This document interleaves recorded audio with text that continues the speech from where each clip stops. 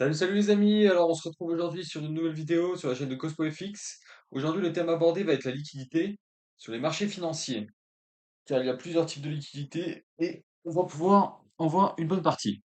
Alors dans un premier temps, on a les EQL, les EQH, donc qui correspondent à des double top, triple top. EQH du coup c'est le premier et EQL c'est le deuxième, donc c'est des double top qui forment une liquidité. Donc tout ça les retail ils vont se placer dessus à la deuxième touche pour target des cibles plus hautes ou plus basses en fonction du double top.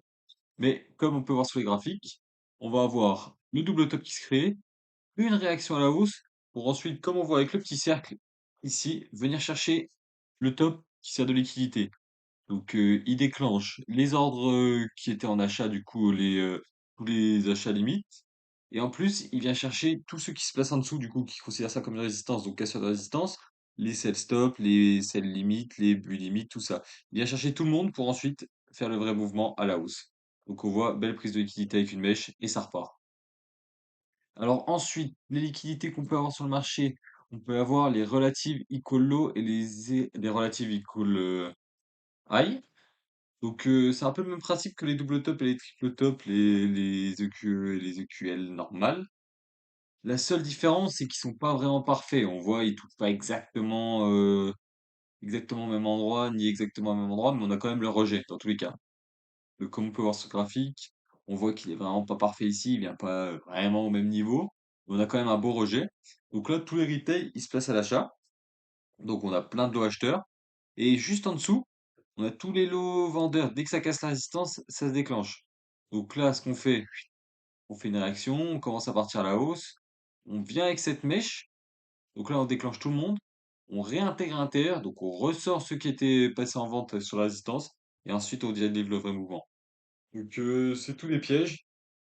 Donc ceux-là, ils sont assez simples à voir sur le marché. C'est vraiment des sommets qui se touchent pratiquement égaux. Ceux-là, ils sont assez simples. Ensuite, on va passer au trendline. Donc une trendline, c'est dans une tendance haussière ou baissière, des tops qui créent un trait. Donc, comme on voit ici où il y a le signe de l'or, une trendline à la hausse, une trendline à la baisse. Donc ça, c'est des liquidités. Donc ce qui se passe sur le marché, souvent, le prix contracte, il descend, il fait des trendlines. Pour que la trendline soit valide, on dit souvent qu'il faudrait trois touches pour qu'elle serve à quelque chose, parce que les deux touches, vous en avez partout, vous pouvez en tracer une ici, une ici, une ici, une ici, une ici, alors que quand il y a trois touches, elles sont plus dures à tracer, déjà il y en a moins. Donc ensuite, qu'est-ce qui se passe sur le marché?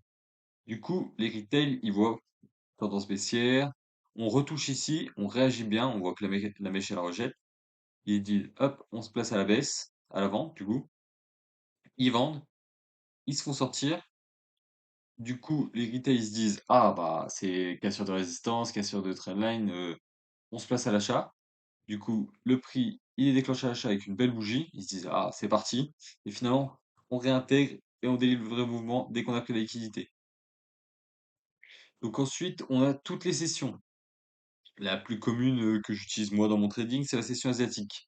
Donc pendant la nuit, du coup, si vous êtes sur le fuseau horaire de Londres, et ben il y a la session asiatique qui se met en place. Du coup, pour toutes les paires USD, euros.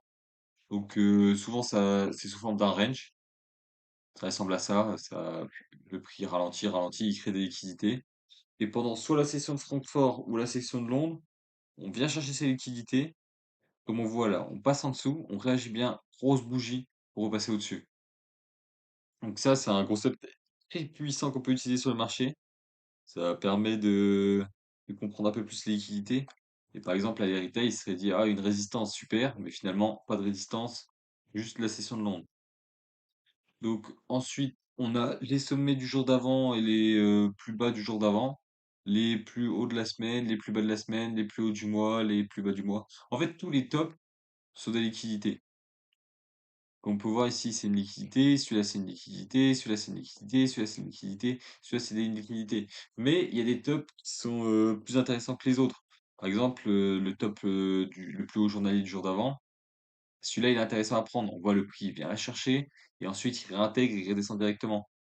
Par exemple, ici, on a quoi comme liquidité? Ici, on a une trendline. On vient la prendre, on réagit un petit peu et ensuite on monte. Ici, on peut voir quoi d'autre? On a relative equal, un petit peu, mais pas très beau.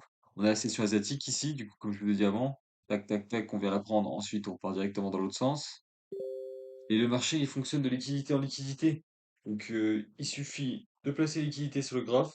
Et ensuite, on peut comprendre où est-ce que le prix va aller. Donc, voilà pour les liquidités.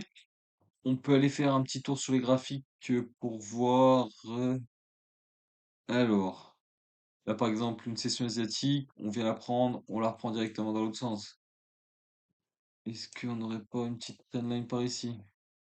Tac, tac, tac.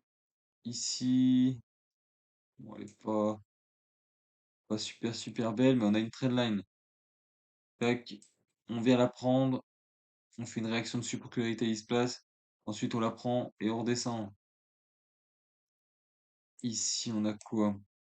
Pareil, session asiatique, dans le carré bleu, dans le rectangle bleu, autant pour moi, il n'a pas les quatre côtés de la même longueur.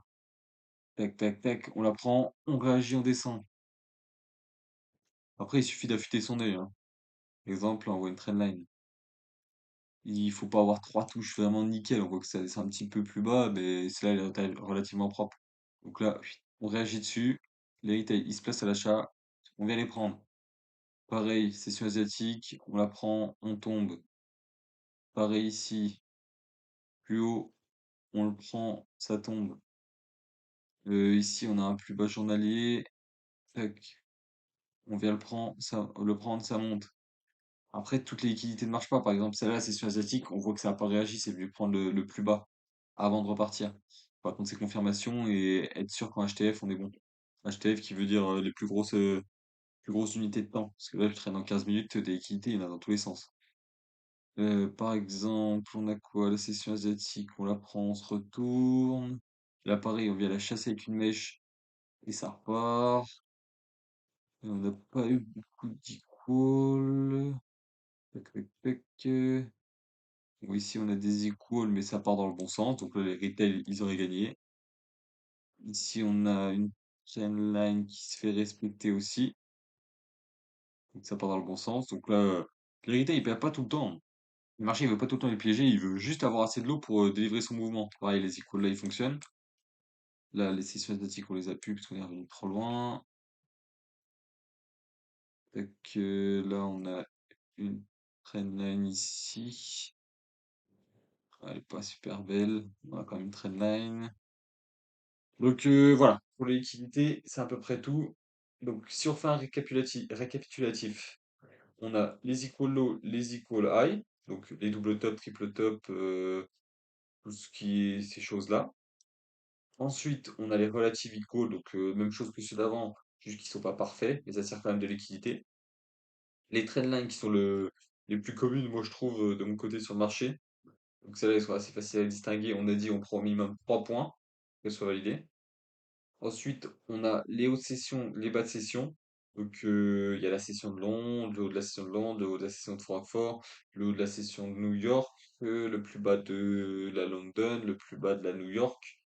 Tout ça, c'est intéressant à prendre comme liquidité. Mais dans un premier temps, mettez un indicateur qui vous montre la session asiatique. C'est la plus intéressante pour moi, pour les débutants, pour comprendre. Et ensuite, on a les plus hauts du jour, les plus bas du jour, les plus hauts de la semaine, les plus hauts du mois, tous les tops en gros. Et surtout les tops les plus intéressants, c'est compris une liquidité. Donc voilà pour la liquidité, c'est tout pour moi. Et c'était Cosmo.